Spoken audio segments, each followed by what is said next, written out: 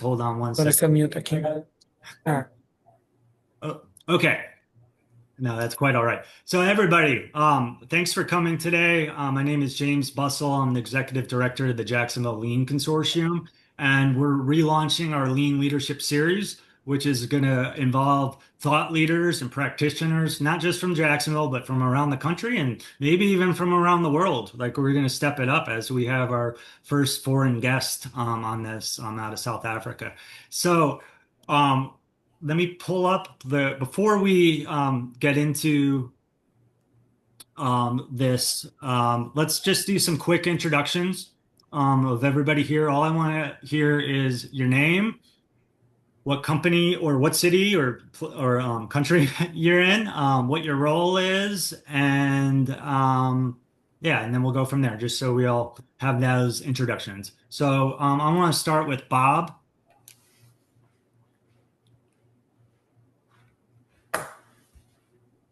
Sorry, forgot to unmute. I'm Bob Knutson. I am with Knutson Consulting. I do lean consulting, and I'm from Green Cove Springs, Florida. Thanks for joining us, Bob. All right, who's next? I'll go. This is Alan Morovitz. I work for OrthoFix. I'm the director of global sourcing, and I've had the pleasure and honor of working with Chuck before at this company. So Okay, Know that guy. he knows him. Okay, nice to see you, Alan. Who else do we got?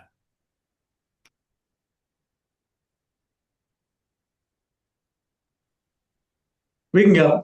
You're going to get a 3-for-1 with us. It's Shannon, Andrew, and myself. I'm Chris Berry. I am an engineering division manager here at KLS Martin, which we're a personalized medical device company. I'm Andrew Strickland. I'm the Assistant Director of Engineering at KLS Martin. I'm Shannon Cherry. I am the logistics division manager here at KLS Martin. And this is a lunch meeting for us, so we're going to eat while our camera is off. Awesome. That's a good example of multitasking. Okay, and so thanks for joining us. They're based in Jacksonville, Florida, as well, and are frequent attendees at a lot of our training. So we're excited to have them here. Okay. Hey, James, it's Mike Herstein with Terumo in Sunrise, Florida, down in the south. And we've got probably, 20 people in here. So we thought maybe 4 people would show up to see this. And so we got a pretty big crowd Awesome. that came to watch Chuck teach. I also know Alan, so he's a great guy. Hi, Alan. hey, Mike. Yeah, I know those guys. Wow, that's an awesome turnout. So maybe offline, just so we get through everything, we can do all the introductions and talk about this. So,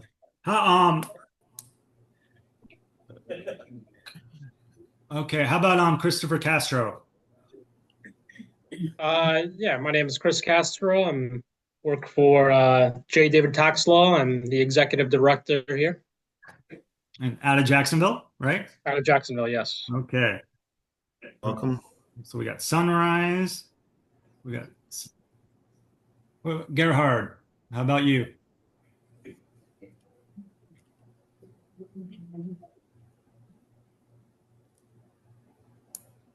Or Catalina?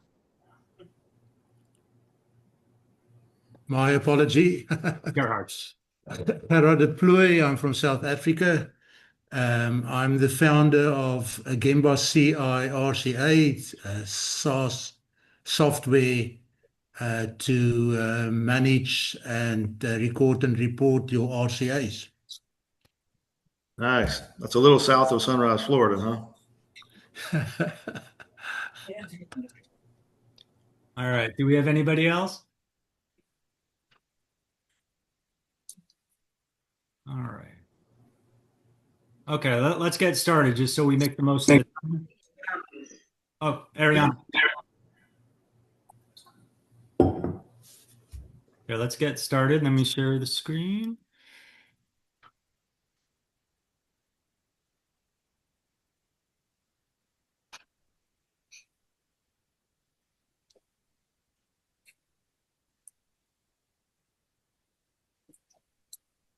All right, can everybody see this? Yep. Okay. All right, Chuck, take it away. All right, welcome, guys. I know I talk funny. I'm from Texas. That's where I'm at. So I apologize if you don't understand redneck, but James is here to make it sound a lot better than I do. So again, I'm going to talk about problem solving today and how to simplify it, if you will, kind of what I've learned over 25 or 30 years of doing this. You can go to the next slide, James. I'm just, why am I here? What's my experience? All right. I've taught this all over the world, whether it be brake manufacturing in China or others. I've worked with sheriff's offices. I worked with the Jacksonville Jaguars. Don't blame their record on me. I had nothing to do with that. But I've worked all around the world doing this. I've studied, 7 or 8 different problem-solving methodologies, most of them over my head. So I had to simplify it because, as you'll learn and see through the next 45, 50 minutes, I'm not that bright. So I got to make things to where I can understand and simplify it.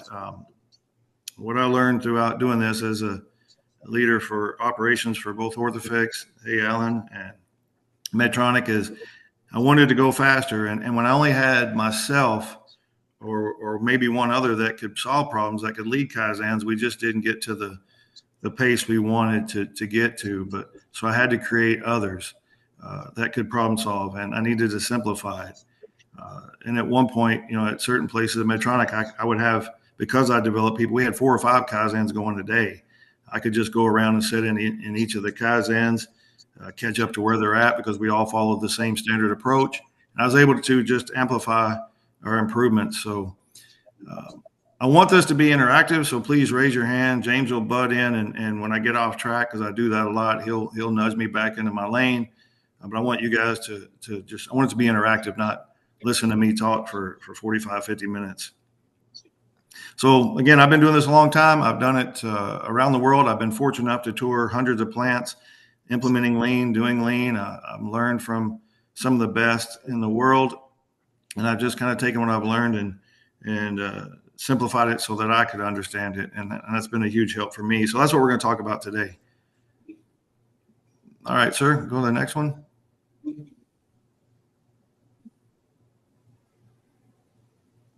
So I don't talk to the slides much, but you can go to the next one. So, you guys can have these slides. I just kind of put it together, some as a reminder, but I usually don't talk. Those that know me know I don't talk to my slides a lot. You can go to the next one, James.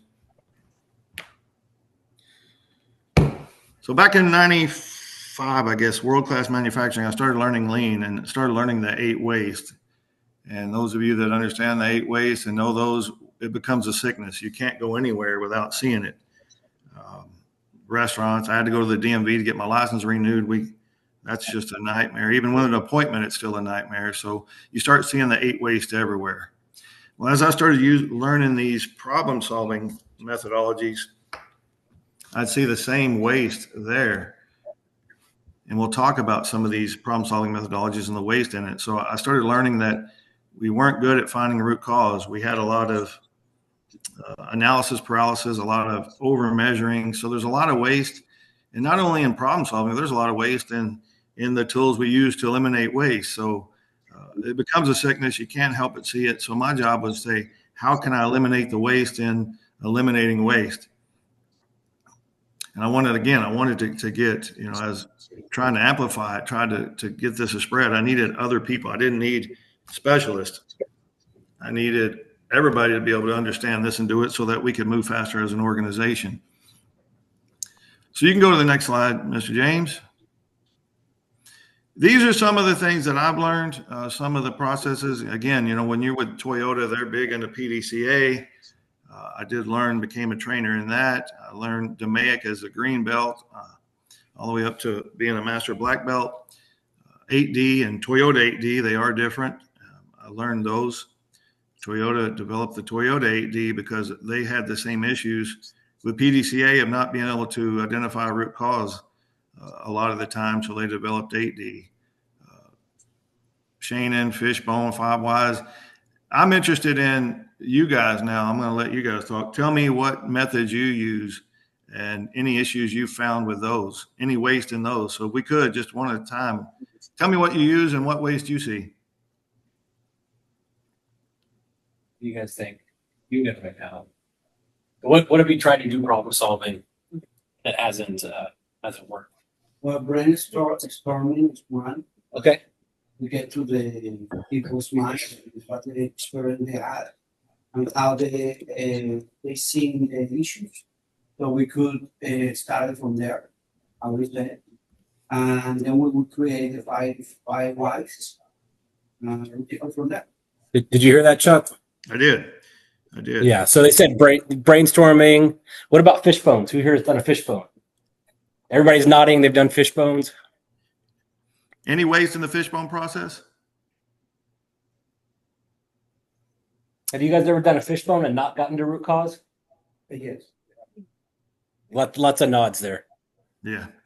So nobody from California on here, right? So part of towards the end of my career at Medtronic, my mentor, Jerry, James knows him real well. He would send me to the Medtronic facilities that were having the biggest issue, whether it be back order or largest problem.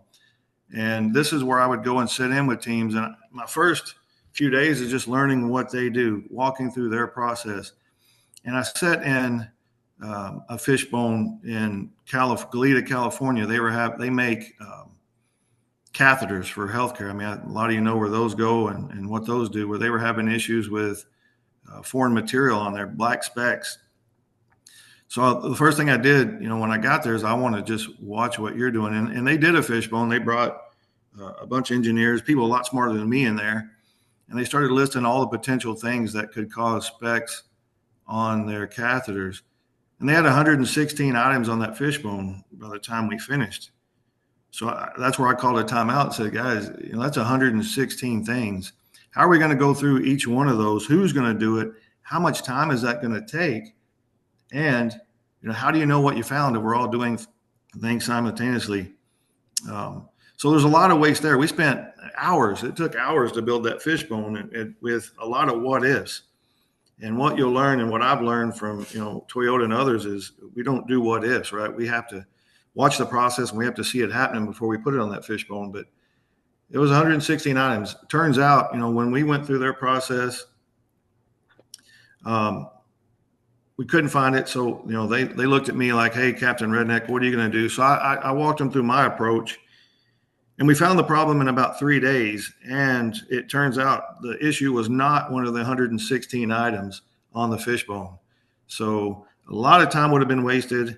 And again, the difficulty with that is there's a lot of what ifs in that process. Well, it could be this, it could be that. You got a lot of engineers that are very smart and they're all developing ways that could, and they're not wrong, could potentially lead to specs on the catheter, but it turns out it wasn't the cause this time.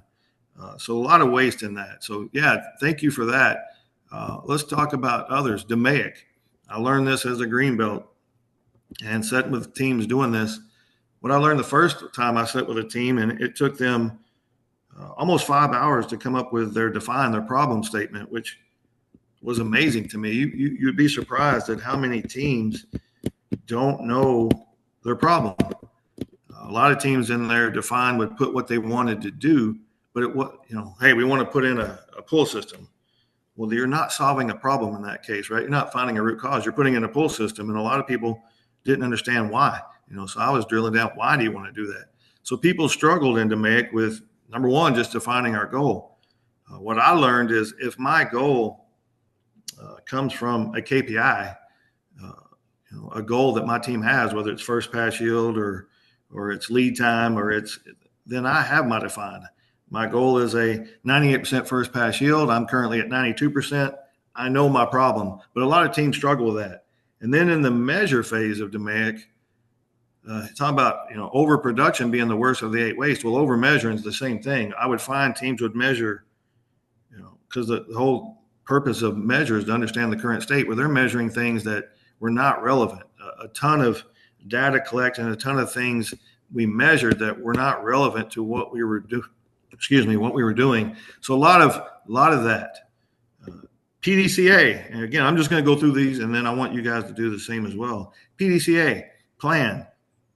again, you guys have heard, I've told you this, I'm not that bright. So what do we do with plan? And I sit with teams that have done that.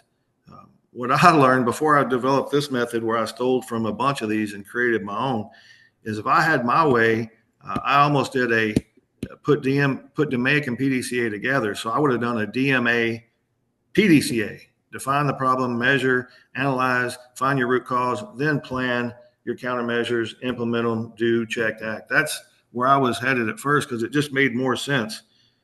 The plan phase was kind of confusing to me, and I was, eventually I got okay at it. But again, I wanted this to where everybody, I wanted to where I could bring it home and my daughters could solve problems. So that was the issue. My daughters, them ask, what do I do in measure phase? Well, you understand current state. Well, what does that mean? Same with plan. What do we do in plan? So 5 whys, right? Big. I hear this a lot. People love it, and it's great. But from what I've seen and what I've experienced is we stop at about 2. I mean, they usually tell you by the 3rd or the 5th you have your root cause, but I've seen teams stop at 1 or 2 and they think they got it. Why is this happening? Right? They don't keep going. So there's not this desire, this keep going, right? And again, sometimes it can become a guessing game. So brainstorming, again, I'm going to put that kind of under the fishbone method, where a lot of people throwing out a lot of ideas that's going to waste a lot of time of measuring and going and finding out. So, you guys have any of the same experiences? Please let me know. I want to talk. This is where I want to talk about the issues you've had, because what I'm hoping is, if you learn this methodology, that this will help solve some of those things. So what are the issues you guys have with problem solving? Let me know. Yeah, Chuck, we use the DMAIC here at OrthoFix, and part of the biggest waste we have is, even though we have a lot of people trained, they constantly want to try to solve the problem before going through the process. They already know the answer before they go through it, and that we just waste a lot of time going through those scenarios that people want to solve problems before we do the define, measure, etc. Yeah, you're right. And I'm going to talk about myself here as a leader, and I'm going to talk about, and I know we have some on here, engineers, but don't take this personal, but we're the worst. I mean, our goal as a leader and engineers is problem solution, right? So we already think we know. And again, a lot of times you lose your team. I've sat with Kaizen events where you have a smart person in there, not me, but you have some engineers, smart people in there, and you tell them the problem, you put the problem up on the board, they already know what you need to do. A lot of times they're wrong. I'll tell you, I was at a little story. I was at the sheriff's office working with the sheriff and a bunch of the chiefs, and they had a Jacksonville, right? This is Jacksonville. Yes, so. They had a major issue that they thought, so I taught this methodology to the sheriff, and you guys are going to say the same thing if you ever learn it. It's, well, this is great, sounds easy, it's not going to work for us. So I said, sir, let me know of a major issue you have and call me. I'll come in and we'll sit down with your chiefs. So he did that. And I got there, there's a bunch of chiefs, again, probably wondering why they're listening to this dumb guy from Texas come in and help them with a problem. They already knew. So we started by listing the problem. They immediately gave me what they thought the issue was. And again, these guys all and ladies all have weapons. So I'm going to listen to them. And what I kindly asked is I wrote on the board all the things they thought were the issues and what they needed to do. They felt people weren't following the process. They needed to either write them up or fire them. They felt like the training for the process or wasn't good, so they were going to go retrain a bunch of officers. So I wrote that on the board, and I said, look, I'm going to leave this here, but we're going to go through this process, and we're going to come back, and we're going to see. So we did, and we went through. I tell the story a lot when I teach this class, so I'm not going to do that. We got less than an hour here, but we went through the process, and what we found was something that nobody in the room thought it was. And if they had gone and done the things that I wrote on the board that they had said, they would have wasted a lot of time. Some people would have lost their job. So they could have potentially got rid of some good officers, and they would have spent hundreds and hundreds of thousands of dollars on retraining, re-implementing, teaching the process that people they were following, because that wasn't the root cause. So these are some of the things that I've learned. And it's even myself, right? I worked at Medtronic for 16 years. I built these medical devices. I was one of the few people that built them for the longest time. And we had a failure mode that I swore I knew what it was, and I could have told you what it was. But when I sat back and said, look, I'm going to follow the process, I thought I was being smart. I'd use this process to prove my point that I was right. And when I went through this process, what I found was even I was wrong. I'd done this for 15 years. I knew these parts better than anybody. And what I found out is what I had thought was the root cause was not the root cause as well. So that's the most excitement and the most fun for me is being able to do that. And I know I taught the team down in Sunrise, Mike and his team, and I think you guys used this. Mike, could you explain that a little bit? Mr. Herstein, you still with me? Yeah, we're here. Sorry. So I think two stories that kind of highlight this. So one, we had financial problems. We had millions of dollars in plant variants, and so followed this process. We actually found the point of occurrence in a process of updating a bomb, and we found the exact spot where the variance was being created. And so it went from about a $3.5 million a year problem to eliminating it. And I guess the problem had been going on for a couple of years. So just taking the same process and using it in a transactional process. I think another one, I know Kira, you were involved when we originally went out looking at endotoxin failures. We had years worth of endotoxin failures, and we took a different approach. We got a team together. We went out to the floor. We started looking at Gemba. What we learned, Gemba eventually took us to a supplier, and what we found was a supplier had dirty water in a process. So same thing, and we had microbiologists that had worked on this. They couldn't solve it. They brought in people from Europe to try to solve this, and it was just people going to actual Gemba is what led to that. I don't know if anybody here went to the supplier. Ralph, you went, right? How long did it take to get the supplier to solve this? A day. So yeah. So it was just following this structured approach, right? I mean, I did. This process I teach. It's not rocket science. It's not something Chuck made up. Because again, I'm not bright enough to do that. You can go to the next slide, James, if you will. I took the best of each of these, whether it's Toyota 8D, a lot of Toyota 8D, some Shannon methodology. Anybody know Shannon methodology? Please let me know if you've heard of that or you've used it. I'm going to take that as a nobody's done that. When we were talking before this, I wasn't familiar with it. It sounds like a very useful method. So why don't you explain that a little bit, Chuck? So I learned the Shannon methodology from a material scientist, a metal scientist back in my Medtronic days. And it's a very good approach. It's, what it's saying is basically going to create a hypothesis or a red X, if you will. And then you're going to go gather data and you're going to either try to prove that that's an actual cause or rule that out as a potential cause for your root cause. It uses a method called Bob and Wow. And the way I use this in my problem solving is I list my potential causes that I've seen under fishbone, but then I can use this to rule out something as a confirmed, either confirm it as a cause or rule it out as a cause. And it's a method called Bob and Wow.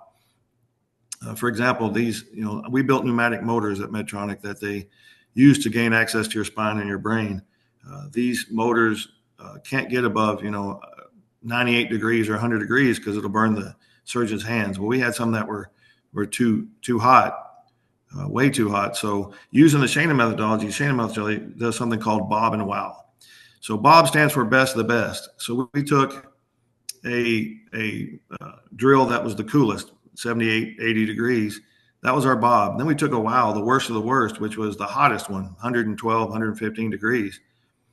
What we did is all the things on our fishbone, we would try to rule that out or confirm it by changing that one variable. So if we thought it was one component of the pneumatic drill, we would just change that one component. And if I could make a Bob turn into a Wow and a Wow turn into a Bob, I have pretty good evidence that this is a confirmed cause. You can do it with people. Hey, every time James builds this, it passes. Every time Chuck builds it, it fails. So what am I going to do? I'm going to take Chuck's apart, have James build it, and can James make it pass? And then I'm going to take James's that was good, have Chuck build it, and Chuck makes it fail. Then I know something Chuck's doing is a confirmed cause. So it's not root cause, it's a confirmed cause. I can do it. And then that's where, as an operations guy, right, leading operations for so many years, not being an engineer, this is where my team, I could hand this over to my MEs and product development and those things. because they're the experts. They're the ones that designed it. They understand how the things work. And what I can do is say, look, all I know, guys, is when I take this one component, I can make a good one bad and a bad one good by this one component. And as an operations team, we would set that up so where I'm doing, we're doing 90% of the work. We're handing that to the engineers, and the engineers are doing what engineers do, right? They're telling me why that part is causing the heat. So we would save a lot of time and trouble from our engineers and our MEs and QEs coming out and doing all this work. We did it. And Bob and Wow Shannon was a great way to do that, right? It helps me confirm that this is a cause. So I learned that. It was great learning for me, and I put this in my approach. I used DMAIC, that's what I'm used to. I had trained my entire team at Medtronic on DMAIC. It's what I knew. But again, we lack the structure. Some of the waste I told you about with the over measuring and the fishbone putting way too many things on there. All I did was add structure to DMAIC by putting some 8D, putting some Shannon and other things in there. So it gives you a roadmap that anybody can follow. It's standard work. In the lean world, we talk about standard work all the time, right? The purpose of standard work is to have everybody do it the same to reduce variation. If I can get my problem solving the same way, then we're going to have a routine approach. Then I can help you. If you're solving a problem and I don't know what methodology you're using, or I'm not familiar with it, I may not be much of a help to you. But what I learned is if everybody knew this problem-solving methodology, and this is the one we use, I can help. I understand the process. I understand where you're at in the process. That's how I could have, 4 or 5 Kaizens going at a time. We visualized our Kaizen rooms with a wall that had DMAIC. We actually had the steps on the wall, again, visual workplace. I could go into any Kaizen. They wouldn't have to stop and update me and let me know where they're at. I just looked at their visuals. I knew where they were, and I could participate immediately. So creating that structured approach that everybody follows is the way you want to do it. If we're asking our experts that build the products to follow a work instruction, to follow standard work, because we've proven that approach makes good product, then why wouldn't we do the same for our problem solving or any of our methods, by the way, in a lean world? Why wouldn't we standardize that so that everybody did it the same way? Chuck, let me just ask a question from your experience at Medtronic, just to make sure I got this right. What are your recommendations for you're just rolling out problem solving training to pick the best one that's going to fit your situation? What did you guys do at Medtronic to come up with DMAIC? To come up with that was our standard work. Yeah. I don't know who came up with that. I mean, it was something that was just what Medtronic used. And when I got there and I took over as the leader of operations, that's what was ingrained. And that's where this all began for me. I didn't mean this to be a leading question, but my father, Jerry, who was a senior executive at Medtronic and Chuck worked closely with, had told me that they did some basic problem solving training, and then they pulled the people that were going to use it about which methodology they thought fit the culture best that they wanted to standardize. And I just think that's really important because I see that all the time too. You have people solving problems in all different types of ways, and then, it just compounds the problem, Yeah, especially what I've seen is you got operations or others doing lean and they're using DMAIC or whatever, PDCA or whatever it may be. And then you get something from quality, corrective action or a supplier corrective action, and some use 8D and some use other methods. So it's you're already showing that you're using 2 or 3 different methods of solving finding root cause and solving. So it can get confusing. Chuck, can you explain 8D for those? Well, if I could, I wasn't real good at it. Toyota 8D. The Toyota. Yeah. Toyota 8D, it's you're going to break down. You're going to find the first phase. You're going to find your gap. I made that define for me, right? What is my gap? And then remember, I told you guys earlier, a lot of teams struggle with their goal. Why are we here? And they try to create with some crazy charter statement. Or I had a team argue 45 minutes over putting the word that or the in there. And I mean, my goodness, man, I don't care how. I personally didn't care how good the statement was, whether it sounded professional. I didn't care. But what Toyota taught me is, what's your gap? What is your standard, right? Where are you at? What's your gap? For example, we have a standard, our KPI on the line was a 98% first pass yield. This week we were at 92%. So I got a 6% gap. That's my problem. That's what I'm going after, right? And that's what Toyota 8D does, is find that. And then under measure, I'm going to use facts, if you will. I'm going to look at who, what, when, where to try to break that big problem down into as you heard Mike mention earlier, a point of occurrence. Where is this happening in the process? For example, at Medtronic, right, we had over 6,000 SKUs. We had several departments. We had labeling issues. And I know, KLS and those guys in the medical device world know that a label problem is as big as any problem you have. Under the old phase of DMAIC, we would have value stream mapped every labeling process in the facility, and there was many. Under this method and putting Toyota 8D in there, I was going to break the problem down to say, look, we print labels in 42 different areas. What area is the problem coming from? So I don't have to go map. I'm not going to go map, 41 processes that don't have this labeling issue. I'm going to focus on the one that does. A lot of times when you're breaking it down, again, you're actually helping with your fishbone and potential causes because you're ruling things out, right? For example, I'll take you back to California with the catheters. We went through and said, how many different lines make these catheters? There was 3. Okay. Is the problem coming from one of them or all of them? If it's coming from all of them, then I can rule out it's not line. I can rule out it's not people, right? Unless there's the crazy odds that you're doing the same thing. But we found it was on this case, it was on every line. Okay. Then I said, there's 3 shifts. Is it one shift more than the other? No, it wasn't. It was pretty spread out across all shifts. So I can kind of rule those things out, right? So we're narrowing our focus down. So then we went through and we mapped the silicone or as it came in, right? So, they bought big blocks from a supplier.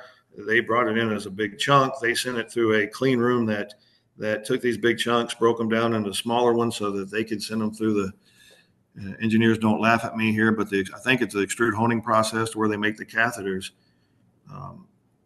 So I knew the problem was, we started following the process, right? Trying to break down the point of occurrence. So I grabbed one of the engineers and I grabbed operators and we went and we did a high level map of the process, kind of what I told you. We buy it in big chunks, we bring it in, we receive it, we send it through a clean room that breaks it into smaller chunks. We then package that, send it to the line. The line sends it through the machines. It makes the catheters, it's inspected, and then it's packaged. So we did that high level map. And then looking for the point of occurrence, we walked backwards until the specs went away. We knew we had them at packaging. We found them. So we looked at, did they have the specs before they went through the machines? Yes. Did they have the specs after they come out of the clean room or, during the packaging process? Yes. Then we looked at, did they have these specs when it come out of the clean room? And they did. So then we kept going backwards. Well, what we found was they did not have the specs when they came in from the supplier. So that tells me, again, not being a rocket scientist, that tells me something's happening in that clean room. I don't have specs before it goes in that clean room to get from big blocks to smaller ones, but I did have them when it came out. So now my point of occurrence is that clean room. So now I can go do my value stream map and my deep dive of the clean room instead of the entire process. I'm saving a lot of wasted time mapping out the entire process, looking at all the details of 3 lines, 3 shifts. I didn't have to do that because I could prove, hey, it goes into the clean room clean, it comes out with specs. So it narrowed our focus, and that's what that with data, that's what that helps you do in the measure phase. So the measure phase, I've now found my point of occurrence. My problem is I'm having silicone go into the clean room, clean, come out with black specs, right? Now I can go into my analyze and start doing my fishbone. And again, talking about the fishbone, I didn't just get a bunch of engineers in the room saying what could cause that in the clean room. We went and we watched and we watched and we watched the clean room. What I learned from Toyota is if you watch the problem long enough, the process long enough, the problem and the solution will slap you in the face. So long story short, what we found was that one of the pieces of equipment in the clean room that cut these down, there was a vent above that clean room, a filter system, a vent above it that was dropping particles onto the machine. And all right, so we looked at that, and it's like, all right, particles are falling out of that vent. So the root cause the vent's dirty? If I'm going to follow my 5 whys, that's not it. So we confirmed that as a cause, right? I was able to prove, hey, this is a cause, guys. Look, it comes before the machine clean, out of the machine dirty. Anybody here want to object that this machine's not the cause? And I couldn't get that objection. Everybody agreed with me. So long story short, what we found was that when they put in that clean room and they put in all their PMs, they did not have a PM installed to change those filters. So those filters have been there for a very long time, and they just got more and more particles and dust in them, and it got so full it was dropping particles on the machine. Anybody want to guess if that not putting these filters on their PM process was on the fishbone of 116 things? Anybody want to guess if that was on there?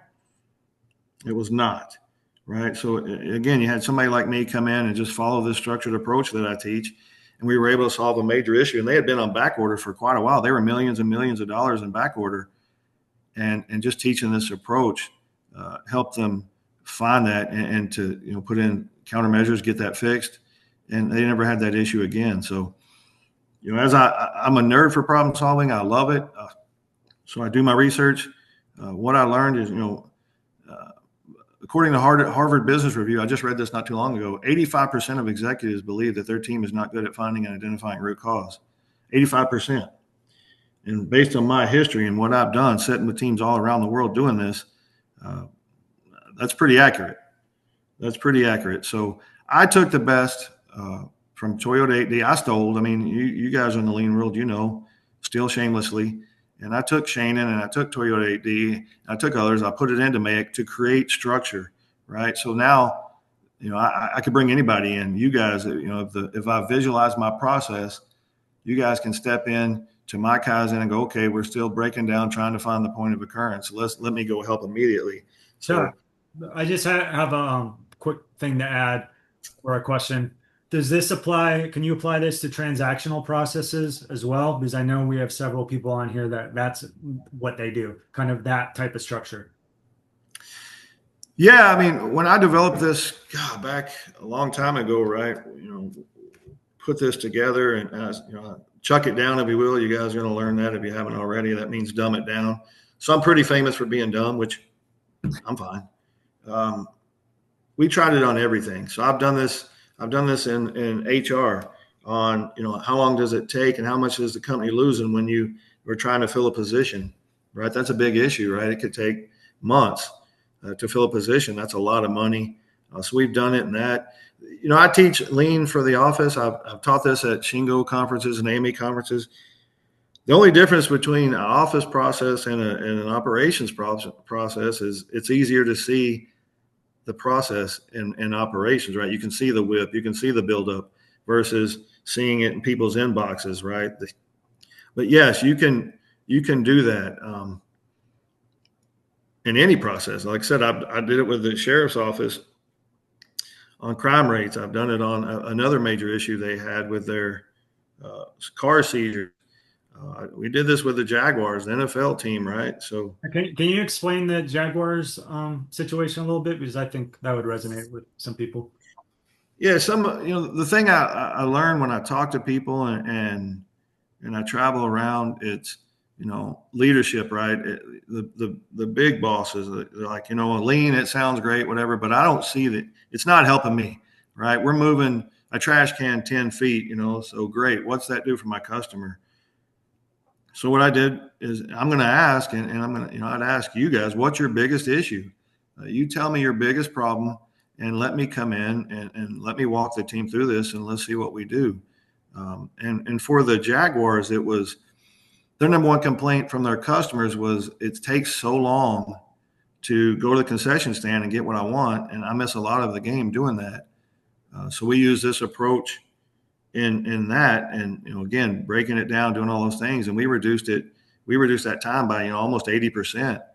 They actually, I think, James, you tell me, I think they featured that in 2 newspapers there in the area about some of the things we did with concessions. And I know we've done other work with them, designing a new, restaurant, the swimming pool area, right? We helped them with that. So yes, this can be used in anything, because the thing about lean, I hear it all the time, right? That's great for operations. No, look, I mean, my standpoint is it's all a process and they all have waste. Some's just easier to see. And if you have a gap, you're not meeting a KPI, then this process is going to work for you. Well said. What other questions you got, James? Keep going. Anybody? I'm going to open this up to you guys. Questions or comments?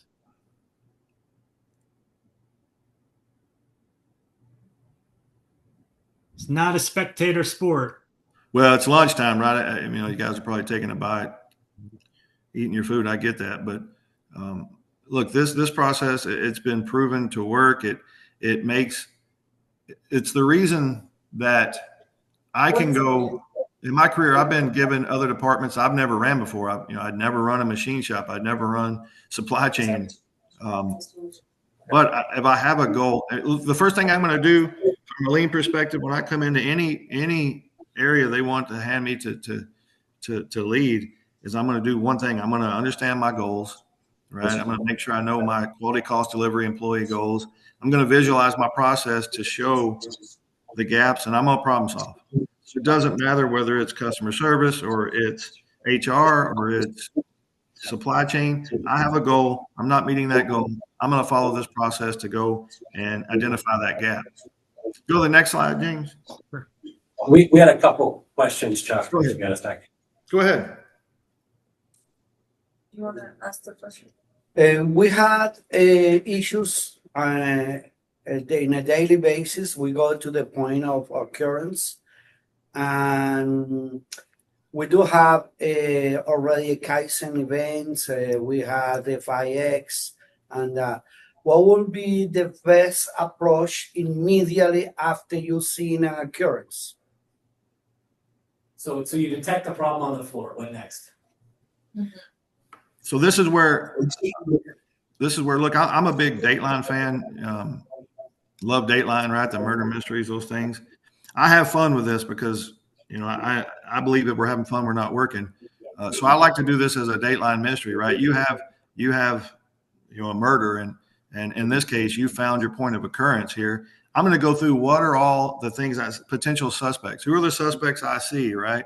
So I'm looking at that point of occurrence. I'm looking at what do you see happening that could cause this issue, and I'm going to put those on my fishbone. And then what I'm going to do is I'm going to break my team up, and I'm going to say each potential cause, I'm going to hand that to a team and say, you guys are going to be an attorney. You're going to go gather data, and you're going to come back and tell me whether you're going to prosecute this as the suspect or you're going to give it an alibi. And you're going to do that with data, right? Data is the new oil. So I have fun with that. Teams will go out, and it forces them to look deeper. It forces them to gather data, and they come back and they say, look, I think this is the killer. Here's why. I'm trying to say this is a confirmed cause.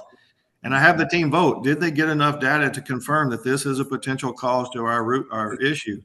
If they all do, then we leave it on there. We leave it on the fishbone. If I can, whether it's using Shannon, Bob, and Wow that I told you about, or I have other data to support, this isn't the problem. This is not a confirmed cause. And everybody agrees, then we take it off our fishbone. So if you can do that with data and you can watch the process, right, become those investigators, if you will, you're going to have what you have. You could have 3 confirmed causes. It's very rare that I found one root cause, by the way. I mean, that I find more than one. I usually find one. But let's say you have 3, these things are 3 confirmed causes. That's where the 5 whys come in place, right? So if you can go through the 5 whys for, let's say you have 3, I'm doing the 5 whys for each of those 3. I now have 3 potential root causes. Okay. What do I do then? Well, what I asked the team, and I challenged the team to say, okay, if you think this is root cause, prove to me with facts or data that if we eliminate this root cause you've identified, my problem goes away. What do you have to prove that if I do this, my problem goes away?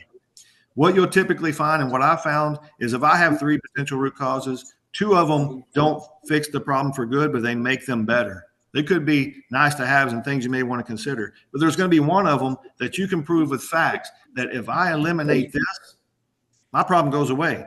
I go back to the California. If I look at my whole PM process to make sure that when I bring something new in, that it gets all the proper PMs put on, this filter would have been put on there to be changed monthly. I mean, it would have got changed monthly. I wouldn't have had the particles falling onto my machine. I can prove that. That's your root cause. When you can support that by saying, if I eliminate this, I can guarantee with facts that my problem goes away. So if you found your point of occurrence, good job, go watch it. List all the things that you see that you think are causing your problem, right? And then go be that attorney, either prosecute or defend it with facts. There's going to be one you can't. Hopefully I answered your question in the longest way possible. Do we have any? Yes. Go ahead. With a second quick question. So Chuck, I think the question was, when they're stuck firefighting, right? How do you have time for this? And you're just trying to survive the day and hit the numbers and hit the plan and deal with the employee issues and all that stuff. Yeah. I get this a lot under the general lean question, right? It's like, Chuck, I can't do root cause on every problem that hits my line every day. I would never get out of the room. And look, I've been there. So what I've done and what I suggest is when you have a problem right on the line,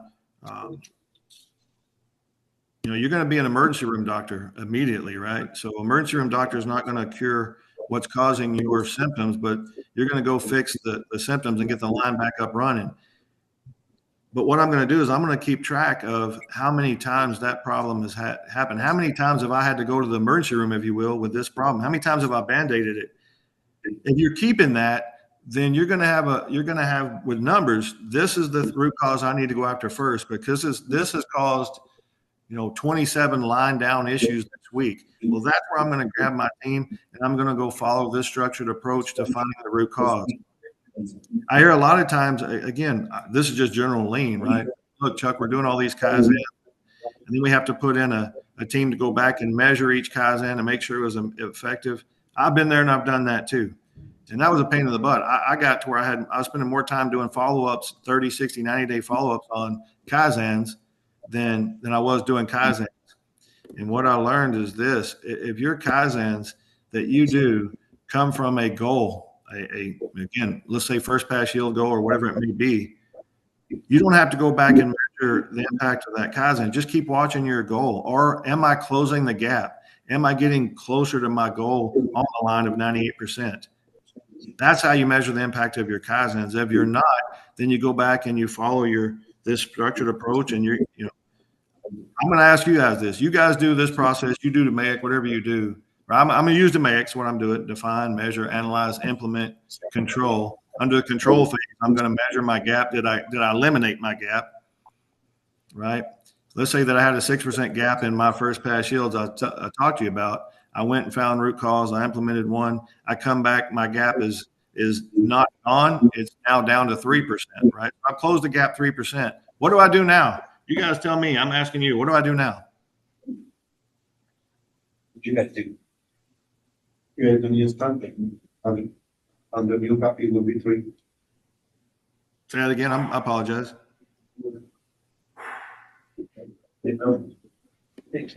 Yeah, you will have then the standard, it will be the same. The perspective and the gap will be 3, and then you will be solving that 3 gap problem. Yes, sir. You're exactly right. I'm going to go back to my breakdown, right? Because as you're breaking stuff down, and I will teach you guys this, as you're breaking stuff down, right, you're not going to get everything that causes a 6% gap. It's very rare that it's one root cause that does that. So I'm going to take the one, I'm going to fix it. I've closed my gap 3%.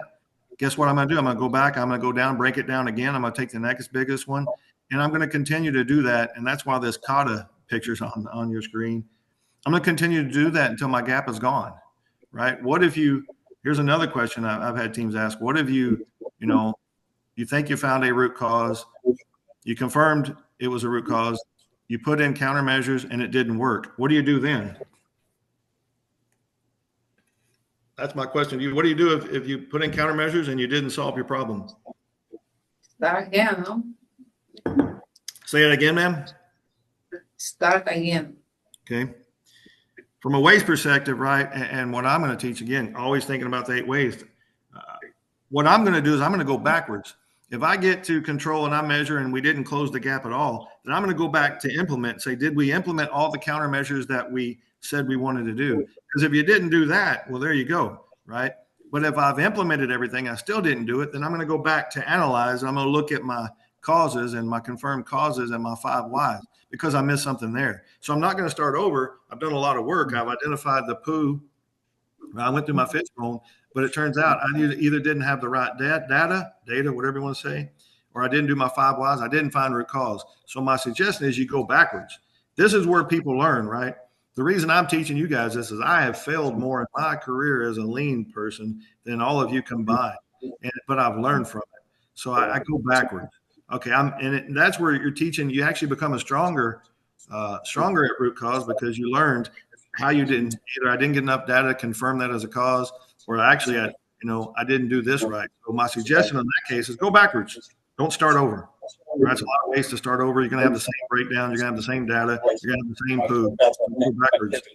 So, Chuck, and for the group, I just want to say, since we only have 4 minutes of the time, what we're going to do for those who want to stay and have questions for Chuck, and we can continue it going, we're going to stay, till 1:30. When I'm realizing chucking it down 60 minutes might not have necessarily been the best time because there's so much good stuff here.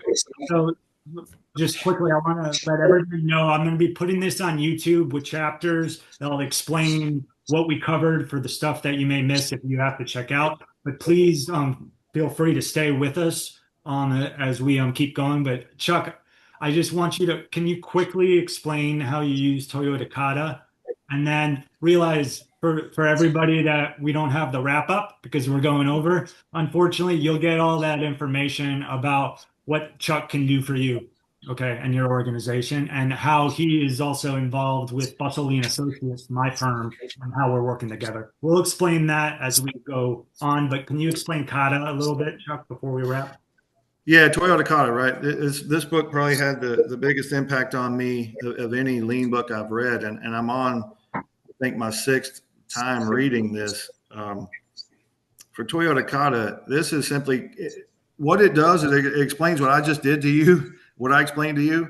What is a kata, right? A kata is a bigger problem, but I'm going to follow the same approach I just taught you. So I'm going to give you an example. At Orthofix, right, we had a machine shop. They didn't think that machine shop was making or saving us money, so they want to eliminate it. So they gave us a chance. So I went in and I said, I'm going to do a kata. It's like a strategy. I put, what you're going to do is define your target condition. Where do you want to be, right? So what I did, I didn't put data. I just said, look, I want to be able to, on our CNC machines, I want to be able to finish a job, remove the program, immediately install a new program, and make a good part. Okay, so that's my target condition. That's where I'm at. Now what I'm going to do is I'm going to go and I'm going to follow this same problem approach I just taught you and say, okay, I'm going to go measure one and I'm going to break down that setup. I'm going to measure every movement, everything we do, and I'm going to look at all the things that are contributing to this gap. It was 26 hours, I think, on average to change over a machine. What we looked at and what we found was when we did the breakdown, there was 26 major things that were leading to this 26 hours. So what did we do? We spent a couple hours every day. It was kind of our standard work, 2 hours every day on one of the 26. It may take a day. It could take a week, but I'm going to take one of the things causing my gap and I'm going to go eliminate it. One of those. We did this every morning. Is that correct? For every afternoon. Right? So what we learned was the first thing was touching off and setting the numbers on the machine, right, to like offsets and those things, right? So we tried different things. How do we get rid of offsets? And we tried. What we came up with is if we already knew the depth of the tool in the holder that was going into the machine, we wouldn't have to do all that. So we spent a week doing that. Okay, that cut some of the time off. So now what we're going to do is go after the next one. And this is where you learn, right? You're trying different things. You're learning as a team. It took us a year. And we're trying different things, again, following the structure. And we were able to take that changeover time down to minutes, from 26 hours to minutes. We were able to we could outsource our high runners to suppliers and not have to go buy a certain amount. All of our suppliers are like, look, you can't buy 5, you got to buy 25. Well, because we were good at changeover and we could do it. We'll build 5 in our shop. You take the high runners, which saved us a ton of money, a ton of inventory, helped the returns. So kata is just what I taught you. And whether it's a one-day Kaizen or a year-long Kaizen like this was, it's the same approach. Take your gap, break it down, find one of your issues, find root cause, eliminate it, go back, take your next gap. So it's the same process, just over an extended period of time. All right, so we're at 1 o'clock. I'm getting some notes that some people are having to check out. Thank you so much for joining us. But as I said, we're going to keep this going, and I'll split this into clips for, with titles for different topics. But this is the opportunity for anybody to ask questions from Chuck about how to get started with this or how to improve upon the methods you already have. So for those who want to stay with us, we're going to keep going for as long as you guys are able. Yeah, before we keep going, what I'll add to you is if you guys have a major problem or you want us to come in and help, reach out to James. I'm happy to come in and not only teach this, right, but to make this your standard work, but we're going to solve a major issue you have while we're doing it. So, I'm happy to come. I've done that, like I said, with Mike and the team down at Sunrise. I've done this with others. So have us come out and walk through your major problem and teach you. Our job is to teach you to fish. Your job is going to be to solve your major issue with it. So happy to do that. But if people want to stay on, talk problem solving, they want to talk lean, whatever it may be, I'm happy to stay on. So let's please do that. If not, again, thank you for listening to me for close to an hour.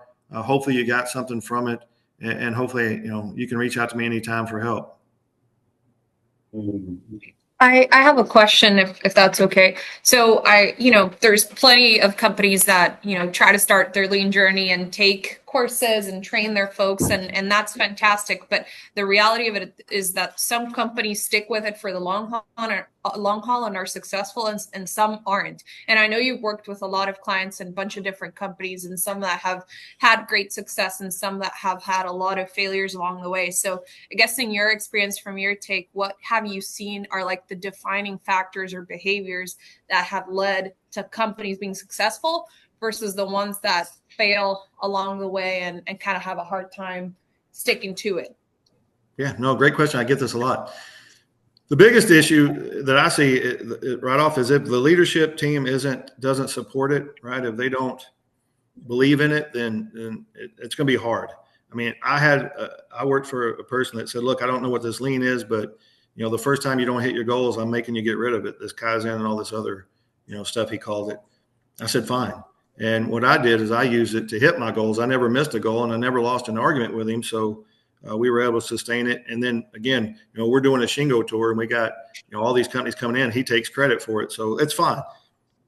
That's the number one reason you got to have buy-in from leadership. And how do you get that buy-in from leadership?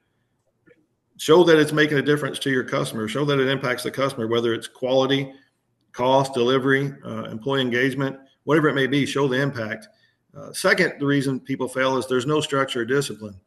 They'll put in a goal to go hit, I want to do 100 Kaizens this year. And the Kaizens aren't moving the dial. I mean, they're reducing travel to go throw something away, or, I've seen some crazy ones. But if you're doing this is not something I do extra. This is what I do to hit my goals, right? I get my goals. I make those goals proactive. I visualize my process. I problem solve, and I hit my goals. And I've never not hit a goal.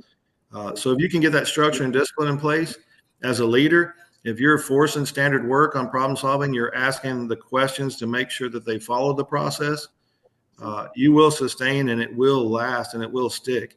It's those two things: show the benefit to the high up so they support it, and be structured and disciplined, and make sure that I would tell my team, you can change anything you want in your process and in your job as long as you follow this A3 process, this DMAIC. If you don't like your job, then don't blame me. I've given you the power. Now I'm going to ask you questions, and I'm going to challenge you as a leader, because my job as a leader is when they're presenting their A3. And again, their A3 is just a highlight of the process I taught. I'm going to ask the right questions. I'm going to be leading them. I'm going to ask questions to make sure they follow the process. And by asking the questions, you're developing their problem-solving skills. If they know what you're going to ask, prove to me you found point of occurrence. Well, Chuck, here's how I did that. Here's how I went about it. Okay, prove to me that this is what you think is root cause. So if you can ask the questions as a leader, you're going to force the behaviors, right? And that's very important. A lot of leaders don't do that. The whole purpose of the A3, and a lot of people know what that is. They hear A3 is to coach. Number one, it's to share and it's to coach, right? So you're going to bring in your A3, which is a summary of this problem solving I just taught you. I'm going to challenge you. I'm going to look at it, and I'm going to have you answer questions, and it's going to develop your skills as a problem solver. I've never lost an argument with my boss because I knew what he was going to ask, and I was ready for him. He made me a good problem solver. Hopefully that answered your question. No, absolutely. I wholeheartedly agree with what you said. And then I do have a second question, but I'll wait to see if anybody else has other questions before I ask. Go ahead, man.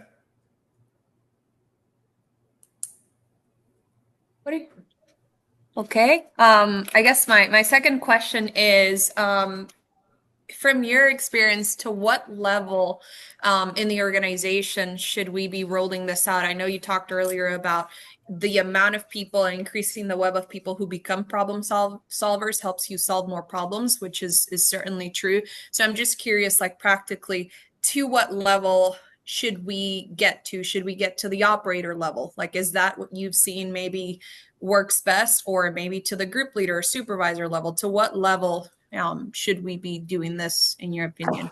Yeah, no, it's a great question, and you teed me up really well here, right? So let's say, here's where, as a leader, right, I'm going to go create an army. I'm going to teach everybody, operators and everybody, how to do this.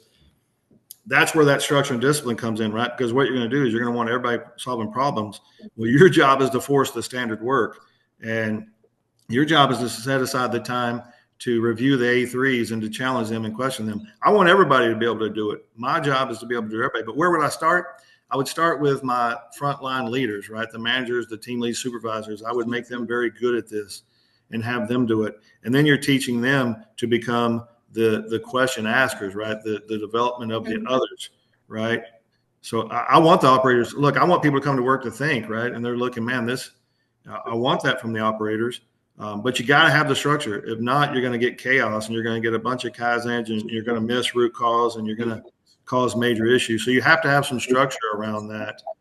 Start with your managers, that level, make them very good at it, and then teach them the Socratic method of how do you question your team, right? So the team, again, same I told you, if I knew what my boss was going to ask, it forced me to follow the process. If they know what their boss is going to ask, it'll make sure they're following the process. And if they're following the process, just like with any process, work instructions or no matter what it is, if you validated that process to say, if I follow this work instruction, I know I get good parts. Our job as leaders is to just challenge them to follow the work instructions, or in this case, the methodology.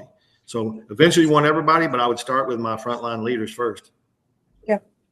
Thank you for that. Yeah, no worries. Very good question.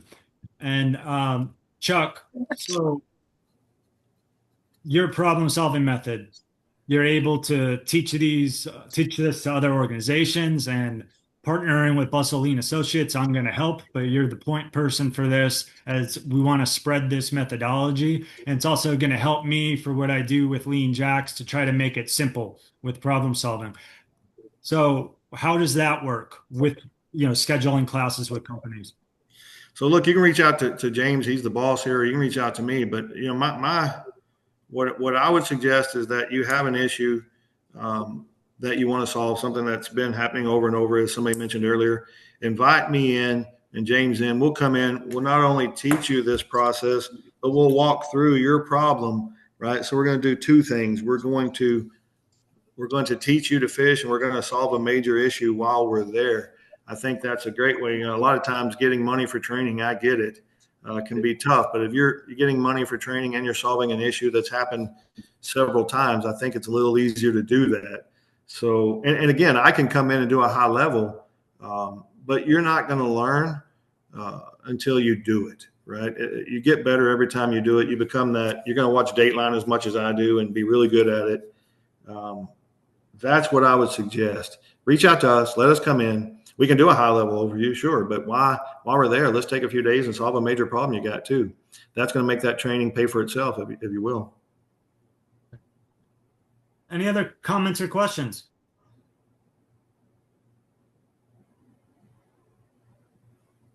Let me ask the people that stuck around, which of these problem-solving methods resonates with you most?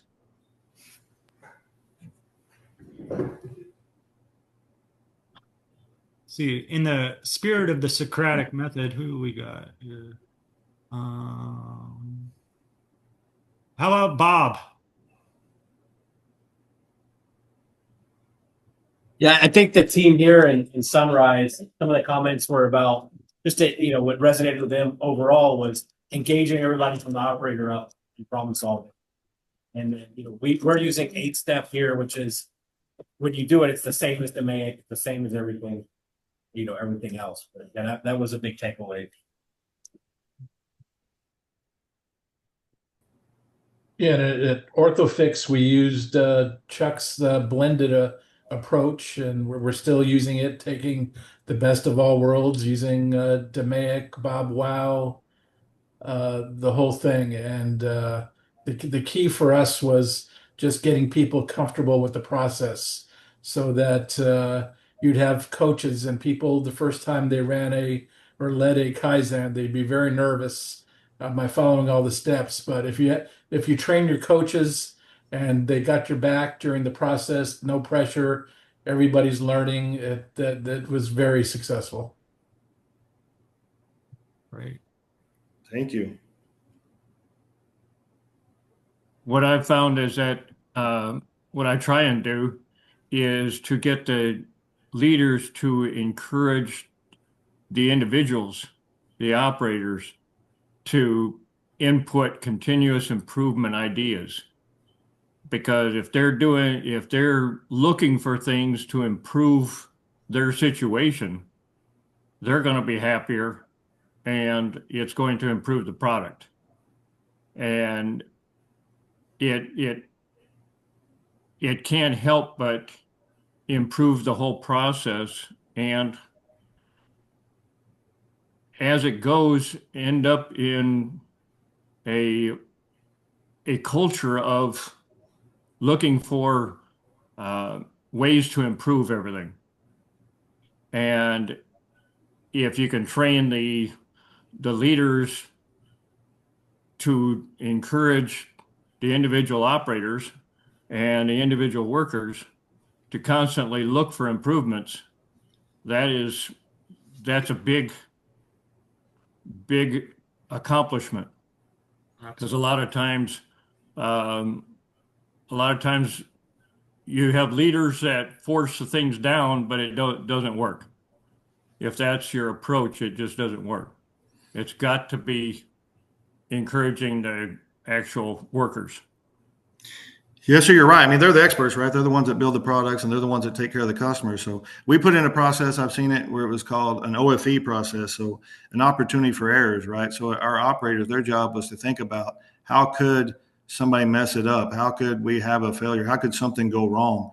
And their job was to identify those, and we had a board for it. And then people would, we would take the time and we'd go through those and we would do our problem solving and try to eliminate that from happening. That's mostly it's a poker yoke, right? How could I do it wrong? And it's an OFE kind of a poker yoke system, and it works really well. There's a Medtronic in Arizona that does that really well. Chuck, let me ask the question because we covered this, and the title of this is Chuck It Down, try to make it simple, make it digestible for people, and break it, chunking down the process as well. We didn't talk too much about Six Sigma statistical tools. When do those come into play from your experience, especially working in the medical device industry? I don't. I mean, I am a master black belt. I've done these things, but I don't. The way I phrase it, James, is that's the whole lawyer thing. It's the whole Dateline thing, right? Is if you're going to have to go prove that this is a confirmed cause, you're going to get the data you need. If not, your team will challenge you and say, look, I don't think you're there yet.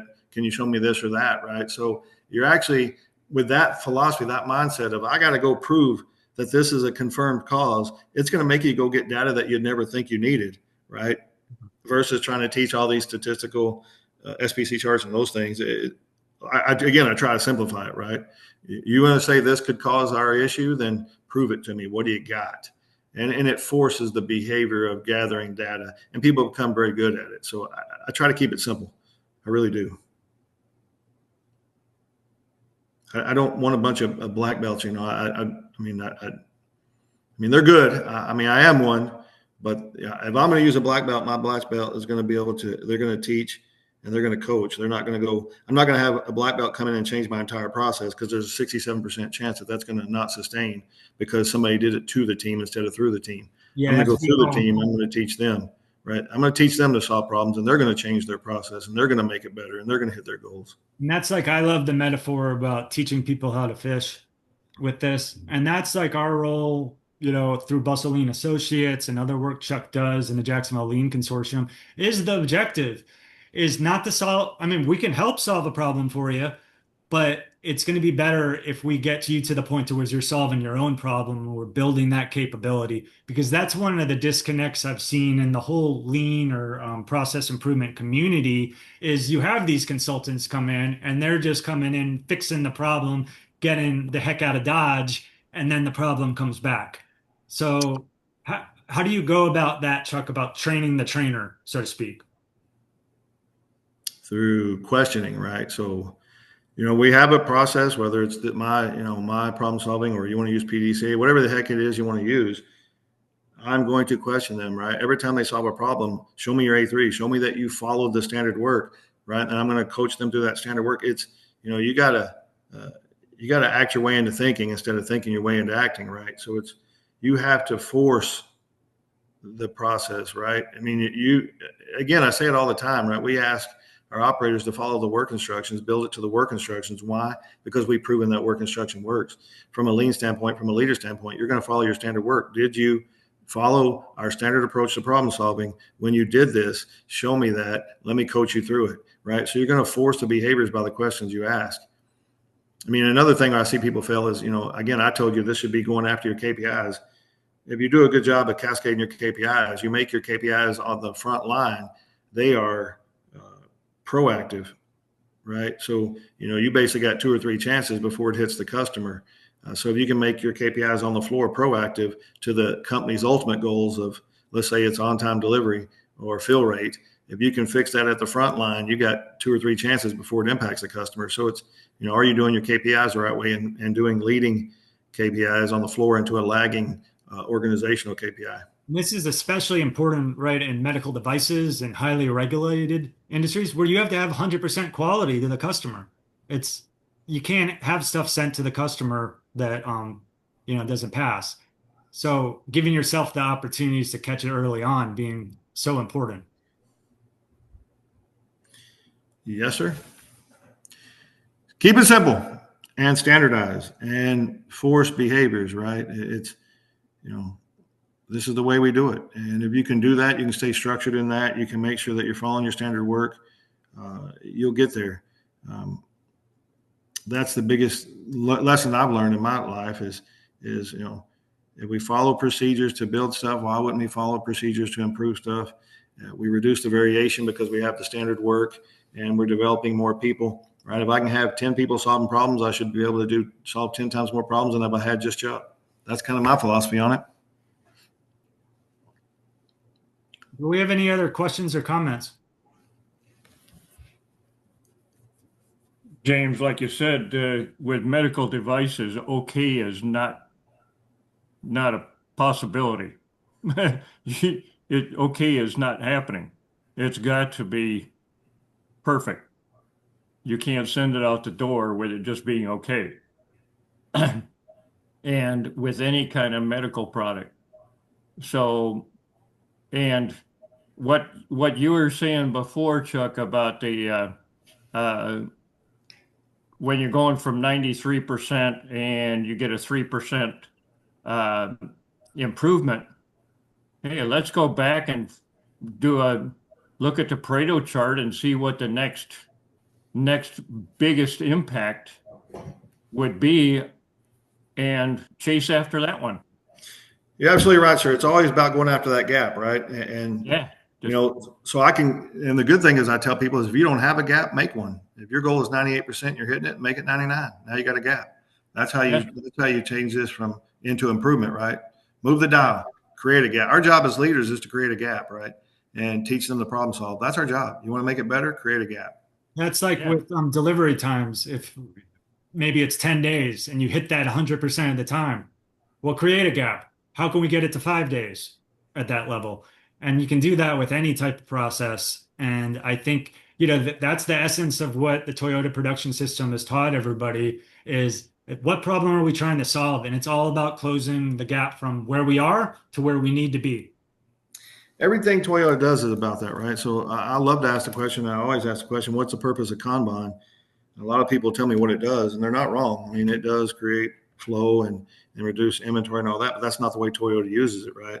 Toyota uses Kanban as a method to go after lead time. So if you have a 3-bin system and you're hitting that 3-bin system and you're maintaining your fill rate, they're going to take a bin out, right? So now you got to hit the same fill rate with 2 bins. So they use Kanban as a method to always going after waste and eliminating lead time or reducing lead time. That's the way they look at it. And if you can get that mindset, right, not just, hey, I went to this company, toured them, they got Kanban, we're going to put in Kanban, great. But if you're not using it by, again, creating a gap, I'm going to create a gap. I'm going to take a bin out. You got to maintain the same fill rate with 1 less bin. Okay, what do you have to do? You got to go after lead time, get rid of waste. That's the way they use it. And it's a whole different mindset from what others usually use it for. Well, a lot of times Kanban, it's just how many Kanbans can we create? The purpose is to have 0 Kanbans. That's the overall goal. You're using it as a buffer for flow. So it's just like, as you said, take one out when you get to a certain level. How it's designed to be that 0 inventory idea we'll never get to, but striving for. And that's a misconception I hear all the time. I hear it a lot. I mean, I love asking questions. I love talking lean. I love talking that stuff because, over the 30 years I've been doing it, I've definitely changed the way I've thought, and hopefully I make others change the way they think about it, because you got to understand why they do it. We can go out and copy. I've done that. I've gone out and copied some of the best in the world, but if I didn't understand why they did it or why Toyota does it, then I'm just going to fail, and I have. Any other? Well, like you say too, with Toyota, they didn't stop at just getting up to 98 or 90% perfection. They're still trying to reduce that imperfection. They're still searching after 100%. Yeah, I mean, every company needs to realize that, hey, there's still chance for improvement. No matter how great we get, it's a moving goal. It isn't one and done. Yeah, you got to think of it differently, right? Oh, I'm at a 98% first customer satisfaction. Okay, well, I'm going to look at it the other way. 2% of the people that buy your products don't care for them. Why don't we go after that? Yeah. It makes you think differently. It absolutely does. And that's what they say, right? The cliche, the biggest room in the world is the room for improvement, no matter how good you are. Yeah, I mean, I go back to Lexus, right? Relentless pursuit of perfection, right? You're never there. They're still not there, and they've been doing this since the 20s, right? They're over 100 years. They're still not there. And that's how in my training, and Chuck, I'm sure you heard this, it's like the kids in the car when we're talking about lean and we're talking about problem solving. Are we there yet? Are we there yet? Are we there yet? No, and we're never going to get there. We're chasing excellence. We're going to celebrate along the way, but it's all about bridging gaps and then creating the new gaps. Yeah, you're not wrong. I love it. It's fun. It's a way of thinking. What you said, Chuck, is totally correct. It's fun. Yeah. It's a challenge that is enjoyable to search out. It's basically something that, hey, here's a new challenge. Here's something that I can figure out to make this whole process better. This is something I can do. And when you can get that down to the lowest level in a company, I hate to say it, the lowest employee, but it's not the lowest employee. It's on the echelon it is, but I mean that actual operator, the worker that's doing the work, that's once he understands that, hey, this is a challenge for me. This is something that I can do. And they find it as a challenge and fun to do. Man, you've achieved a great goal. This is something that we're after. You absolutely have. So you're not wrong. So, yeah. And the fun part is there's a million different ways to create waste, right? And I've done it, 50 different times. I've shot ping pong balls across a facility. I've used golf balls. I've done so many different methods of doing this, and that's what makes it fun. Is I'm not going to copy them. I got to make it fit this culture, right? So, yeah, that's what's fun about it. And again, if you can't problem solve, you're in trouble, right? That's the root behind everything. If you can't problem solve, then you're in a major issue. So, no, I appreciate it. Yeah, one of the other things that Chuck taught us was but celebrate our failures too. So don't be afraid to try something, and if it fails, it's okay because we're going to learn from it. Yeah, you're absolutely right. I mean, I love it. I mean, the only way you learn is to do something you've never done before. You don't learn if you're doing the things you've always done. So you're absolutely right. And it's a mindset of never being satisfied. If you're ever satisfied, probably time to move on. What was it that with Thomas Edison about we just found 10,000 ways it didn't work when trying to get the world and celebrating that? And I think that's very important too, because there is that fear of failure. And I think that's why it's essential if you can get some senior leadership buy-in with the problem solving and how they're going to do it, and also get the senior leaders following that methodology, because people are afraid if they try something that there's going to be repercussions. They're going to get blamed. And that's, Chuck, from everything, our work we've done together and from your experience, I'm thinking it's that culture being upfront with the problem. We're going to try things. It might not work. We don't want to hurt the customer. So we're going to keep our experiments controlled in that way. Right. But we want people trying. We want people trying new ways to do things. And hey, the reason I'm able to give this webinar, the reason I'm able to teach is because I failed more than everybody on here combined, right? Fail often to succeed faster, right? It's kind of the motto I like.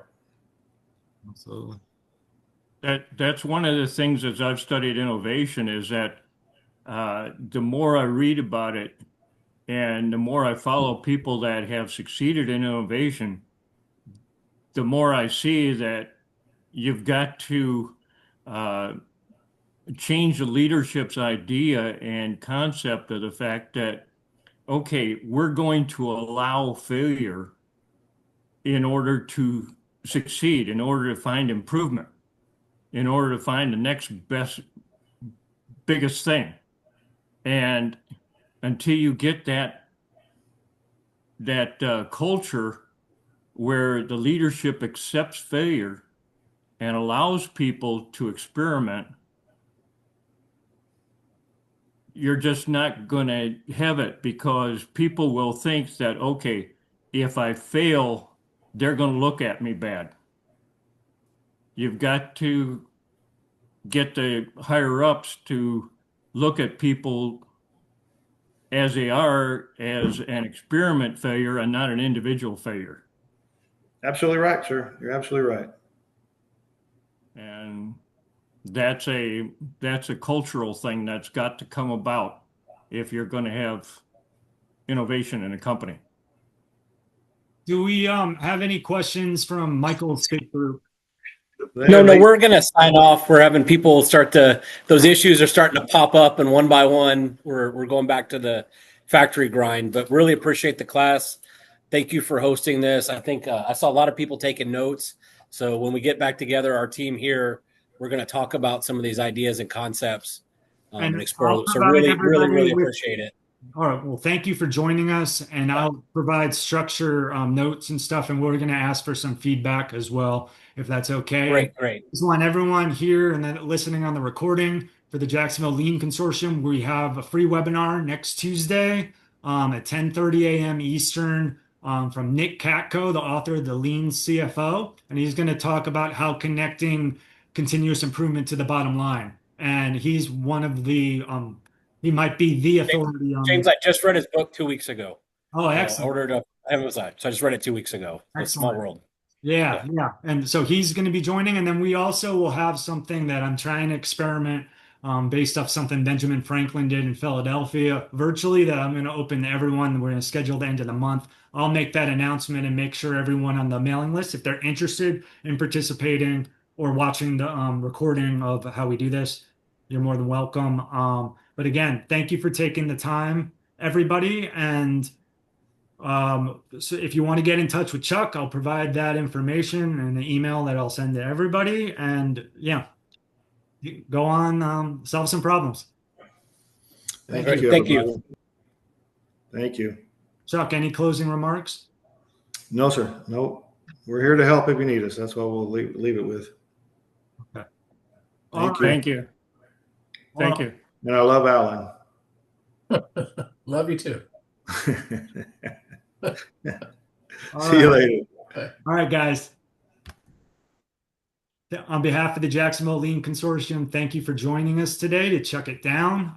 We will be having multiple webinars every month going forward. So you can follow Lean Jacks on Instagram, and also our LinkedIn page are probably the two best things to see updates on this. So anyway, have a great day. Thanks for joining us.